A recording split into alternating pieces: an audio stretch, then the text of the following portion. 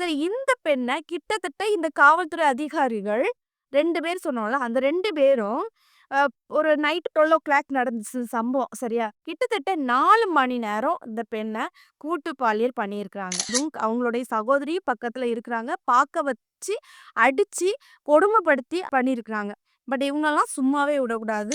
ஹாய்ஸ் நான் ஜஸ்வானா.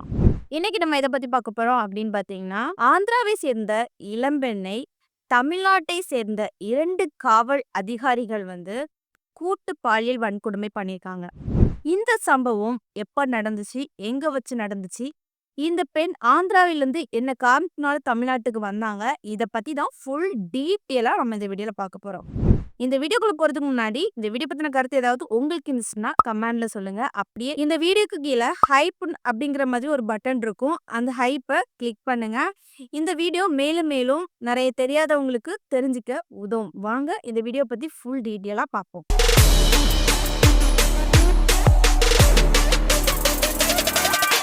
திருவண்ணாமலைக்கு வருகை தந்த ஆந்திர இளம்பெண் மற்றும் அவங்களுடைய சகோதரி என்ன காரணத்தினால ஆந்திரால இருந்து திருவண்ணாமலைக்கு வந்தாங்க அப்படின்னு பார்த்தீங்கன்னா, அதுல ஒரு இளம்பெண்ணோட வயசு 19 வயசு. இன்னொரு இளம்பெண்ணோட வயசு வந்து தெரியாது. சரியா? அவங்களுடைய சகோதரின்னு சொல்றாங்க. அவங்களும் 2 பேருமே திருவண்ணாமலையில ஒரு கோயில் பக்கத்துல பழம் விக்கிறதுக்காக என்ன பண்ணியிருக்காங்கன்னா, ஆந்திரால இருந்து பழங்கள ஏற்றி திருவண்ணாமலைக்கு வந்திருக்காங்க. அதுவும் எப்படி வந்தாங்க அப்படின்னு பார்த்தீங்கன்னா, ஒரு மினி வேன் இருக்குல்ல, அந்த மினி வேன்ல வந்திருந்தாங்க. சரியா? அப்படி வந்துட்டு இருக்க சூழ்நிலையில என்ன ஆச்சு அப்படின்னு பார்த்தீங்கன்னா, ரோந்து பணியில ஈடுபட்டிருந்த 2 காவல்துறை அதிகாரிகள் வந்து என்ன பண்ணியிருக்காங்கன்னா, செக்கிங் நடந்திருக்குது. அதாவது நைட்டு செக்கிங் நடந்திருக்குது. அப்ப என்ன பண்ணியிருக்காங்கன்னா, அந்த டைம்ல தான் இந்த பெண்ண இழுத்துட்டு போய் கூட்டு பாலியல் பண்ணியிருக்காங்க. சரியா? சகோதரியும் தடுத்திருக்காங்க. பட் இருந்தாலும் பண்ணியிருக்காங்க. ஆனா இந்த பெண்கள் வந்து ஒரு கோயில்கள்ல பழங்கள் விக்கிறதுக்காக, அதாவது கோயில் பக்கத்துல பழங்கள் விக்கிறதுக்காக வந்த பெண்கள். சரியா? அப்படி ரோந்து பணியில இருந்த 2 காவல்துறை அதிகாரிகள் பேர் என்ன அப்படின்னு பார்த்தீங்கன்னா, சுரேஷ் ராஜ் மற்றும் சுந்தர். சரியா? எப்போ இந்த இளம்பெண்ண கடத்துனாங்க? என்ன காரணத்தினால கடத்துனாங்க? அப்படின்னு நம்ம பார்த்தோம்னா, அதாவது இந்த சம்பவம் வந்து திங்கட்கிழமை நைட்டு, அதாவது நள்ளிரவு செப்டம்பர் 30ஆம் தேதி நடந்துச்சு. நைட்டுன்னு சொல்லும்போது ஒரு 12:00 இருக்கும். சரியா? 12:00ல இருந்து நடந்துச்சு. செக்கிங் பண்ணியிருக்காங்க. செக்கிங் பண்ணும்போது இந்த 2 இளம்பெண் அந்த குட்டி மினி வேன்ல இருந்திருக்காங்க. அதிலே பழங்கள் எல்லாமே அந்த வேன்ல இருந்திருக்குது. சரி, அப்ப என்ன பண்ணியிருக்கணும், இந்த காவல்துறை அதிகாரிகள் செக் பண்ணிட்டு விட்டுருக்கணும். பட் என்ன பண்ணியிருக்காங்கன்னா, 2 பெண்களையுமே லத்தி எடுத்து அடிச்சிருக்காங்க. அடிச்சு என்ன பண்ணியிருக்காங்கன்னா, பக்கத்துல இருக்க, அதாவது நைட்டு யாருமே இருக்க மாட்டாங்கல்ல, ஒரு புதர் பக்கம். சரியா? அந்த புதர் பக்கத்த போய் இழுத்து கூட்டிட்டு போயிருக்காங்க 2 பெண்களையுமே. கூட்டிட்டு போயி என்ன பண்ணியிருக்காங்க, அந்த ஒரு 19 வயசுன்னு சொன்னோம்ல, அந்த பெண்ணோட அக்காவ நல்லா அடிச்சு ஒரு இடத்துல இருத்தி வச்சிருக்காங்க. இந்த பெண்ணையும் சும்மா விடல, கொடுமைப்படுத்தியிருக்காங்க. அதுக்கப்புறம் என்ன பண்ணியிருக்காங்கன்னா, இந்த பெண்ட்ட 2 காவல்துறை அதிகாரிகளும் பாலியல் வன்கொடுமை ஈடுபட்டிருக்காங்க. அப்ப அந்த பெண் தடுக்கிறதுக்கு எவ்வளவோ முயற்சி செஞ்சுச்சு. சரியா? ஏன்னா சகோதரில கூட இருந்து முயற்சி தானே செய்வாங்க. பண்ணாதீங்க, பண்ணாதீங்க இது சொல்லியிருக்காங்க. ஆனாலும் இந்த காவல்துறை அதிகாரிகள் என்ன பண்ணியிருக்காங்கன்னா, இந்த பெண்ண அடிச்சுட்டு, "வாய மூடிட்டு நீ அங்க இரு. நீ அத பார்க்கணும்." அப்படிங்கிற மாதிரி சொல்லிக்கிட்டு என்ன பண்ணிருன்னா, தள்ளி நிறுத்தி வச்சிருக்காங்க அந்த காவல்துறை அதிகாரிகள். அந்த பெண்ணும், நம்ம இனி தட்டி கேட்டா நம்மளையும் அடிப்பாங்களே அப்படிங்கிற மாதிரி ஒண்ணும் சொல்ல முடியாம அழுதுகிட்டு அதுல இருந்துக்குது. சரி, இந்த பெண்ண கிட்டத்தட்ட இந்த காவல்துறை அதிகாரிகள் 2 பேர் சொன்னோம்ல, அந்த 2 பேரும் அ ஒரு நைட் 12:00 நடந்துச்சு சம்பவம். சரியா? கிட்டத்தட்ட 4 மணி நேரம் இந்த பெண்ண கூட்டு பாலியல் பண்ணியிருக்காங்க. சரியா? பண்ணிக்கிட்டு இந்த 2 காவல்துறை அதிகாரிகளும் தப்பிச்சுட்டாங்க. அதுக்கப்புறம் இந்த சம்பவம் எப்படி வெளிய வந்துச்சு? காவல்துறை அதிகாரிகள் எப்படி நடவடிக்கை எடுத்தாங்க அப்படின்னு பார்த்தீங்கன்னா, இந்த பெண்கள் கரெக்ட்டா காலையில அதிகாலை இருக்கும். அப்போ முடியாம 2 பெண்களும் அடிபட்டிருக்கு, காயங்களோட இருக்குது. அப்ப ரோட்டோரமா அதுல இருக்குறாங்க. சரியா? பக்கத்துல ஒரு மார்பன் தொழிலாளர். சரியா? அவரும், அப்புறம் வந்து இந்த வண்டிகள்ல போவாங்கல்ல, டிரைவர். இவங்க எல்லாமே பார்த்துக்கிட்டு என்னமோ ஆச்சு, ஏதாச்சு அப்படிங்கிற மாதிரி விசாரணை பண்ணிக்கிட்டு, 108 ஆம்புலன்ஸ் கால் பண்ணி என்ன பண்ணியிருக்காங்கன்னா, ஹாஸ்பிட்டலுக்கு அனுப்பி விட்டாங்க. சரியா? அதே மாதிரி 108க்கு க இவங்க ஏறி அதுக்கப்புறம் ஹாஸ்பிட்டல் கவர்மெண்ட் ஆஸ்பத்திரிக்கு போனப்புறம், அங்க என்ன நடந்துச்சு? டாக்டர் என்ன நடந்துச்சுன்னு கண்டிப்பா கேட்பாங்க. யாரா இருந்தாலுமே கேட்பாங்க. சரியா? அதே மாதிரி டாக்டர் கேட்கும்போது, இந்த பெண் எல்லா டீட்டெயிலும் சொல்லியிருக்கு. ஏன்னா, அதுக்குள்ள ட்ரீட்மெண்ட் தானே குடுக்க முடியும். அப்ப எல்லா விஷயமும் என்ன நடந்துச்சு, ஸ்டார்ட்டிங்லேருந்து எண்ட் வரைக்குமே தெரிய வருது. இனி என்ன ஆகுது அப்படின்னு பார்த்தீங்கன்னா, இது வந்து போலீஸ் கம்ப்ளைண்ட் ஆகுது.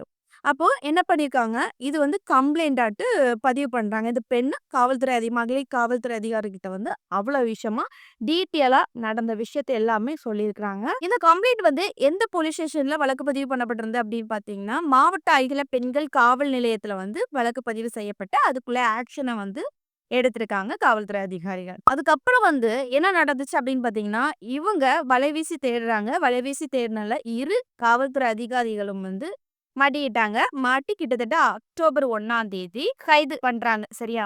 இவங்கள வந்து திருவண்ணாமலை கிழக்கு காவல் நிலையத்தை சேர்ந்தவங்க 2 கான்ஸ்டபிள். சரியா?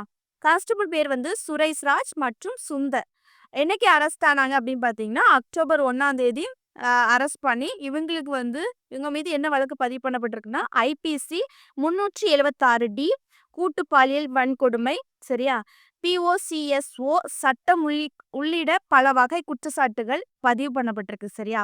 இவங்க மீது என்னென்ன வழக்கு பதிவு பண்ண முடியுமோ அந்தந்த வழக்கு இது சார்ந்து பதிவு பண்ணி இவங்க மீது வழக்கு பதிவு பண்ணியிருக்கு. அடுத்ததாட்டு என்ன நடந்துச்சு அப்படின்னு பார்த்தீங்கன்னா, 2 காவல்துறை அதிகாரியுமே கைது பண்ணி உடனடியாக அவங்களுடைய வேலையிலிருந்து இடைநீக்கம் பண்ணிட்டாங்க. அதாவது இவங்க இனி நெனச்சாலுமே இந்த வேலை கிடைக்காது அந்த அளவுக்கு. அது மட்டும் இல்லாம இன்னொரு விஷயமும் சொல்லியிருந்தாங்க.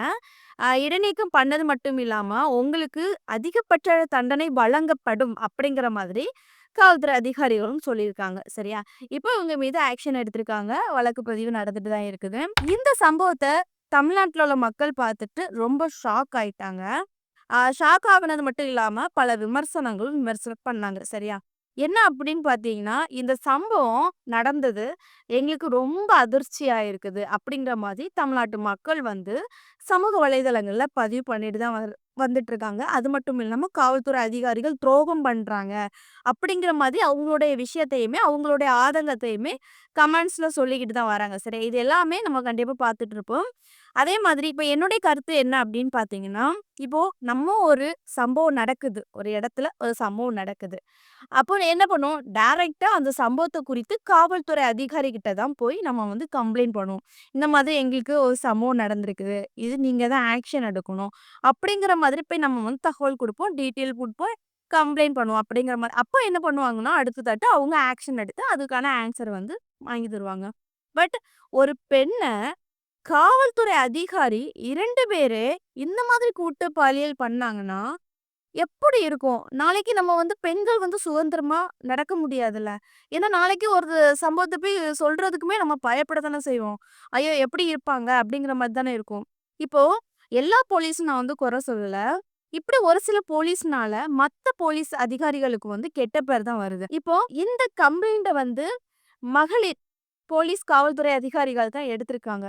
இருந்தாலும் எல்லா பெண்களுக்கும் வந்து ஒரு ஃப்ரீடம் இருக்குது அப்படின்னு இருக்கும்போது, காவல்துறை அதிகாரிகள் வந்து நம்மள பார்த்துப்பாங்க. பெண்கள அந்த அளவுக்கு பார்த்துக்குவாங்க. அப்படிங்கிற மாரி எண்ணத்துல தான் இப்போ உள்ள பெண்கள் வந்து ஃப்ரீடமா ஒவ்வொரு இடங்களும் போயிட்டு வருது. பட் அவங்களே இப்படி பண்ணும்போது, எனக்கு சொல்ல தெரியல. ரொம்ப ஷாக் குடுக்குற வகையில தான் இருக்குது. இதே மாரி தான் தமிழகம் முழுவதும் தமிழ்நாட்டு மக்களும் ஷாக் குடுக்குற வகையில ஒவ்வொரு விஷயங்களும் அவங்களுடைய கருத்துக்களும் தெரிவிச்சுட்டு வந்துட்டு இருக்காங்க. பட் இவங்களுக்கு வந்து தக்க நடவடிக்கை வந்து குடுத்தே தீரணும். பட் காவல்துறை தரப்புல வந்து இவங்களுக்கு வந்து ஒரு நல்ல ஒரு அதுக்கான தண்டனைகளும், அப்போ ஒரு கடுமையான தண்டனைகளும் குடுக்கப்படும் அப்படிங்கிற மாதிரி சொல்லியிருக்காங்க. பட் இருந்தாலும் என்ன பொறுத்தவரைக்கும் என்னுடைய தரப்புன்னு சொல்லும்போது பார்க்கும்போது, நான் வந்து சொல்லுவேன், இவங்களுக்கு வந்து ஒரு நல்ல ஒரு பயங்கரமான தண்டனை குடுத்து தான் தீரணும். கண்டிப்பா இப்படி பண்ணக்கூடாது. ஆந்திராலருந்து வந்த பெண்ண நம்ம தான் வந்து பார்த்துக்கணும். அவங்க தொழிலுக்காக வந்தாங்க. வந்த பெண்ணுகிட்ட இப்படி பண்ணது தப்பு. அதுவும் அவங்களுடைய சகோதரியும் பக்கத்துல இருக்கிறாங்க. பார்க்க வச்சு, அடிச்சு, கொடுமைப்படுத்தி பண்ணியிருக்கிறாங்க. பட் இவங்கலாம் சும்மாவே விடக்கூடாது. இந்த வீடியோ பார்க்குற நீங்க, இந்த காவல்துறை அதிகாரிகள் 2 பேரும் இந்த பெண்கள்ட்ட கூட்டு பாலியல் பண்ணியிருக்காங்களா? இத பத்தி உங்களுடைய தரப்பு கமெண்ட்ஸ், உங்களுடைய கருத்து என்ன? இத வந்து கமெண்ட்ல சொல்லுங்க. நெக்ஸ்ட் ஒரு வீடியோல சந்திக்கிறேன். பை.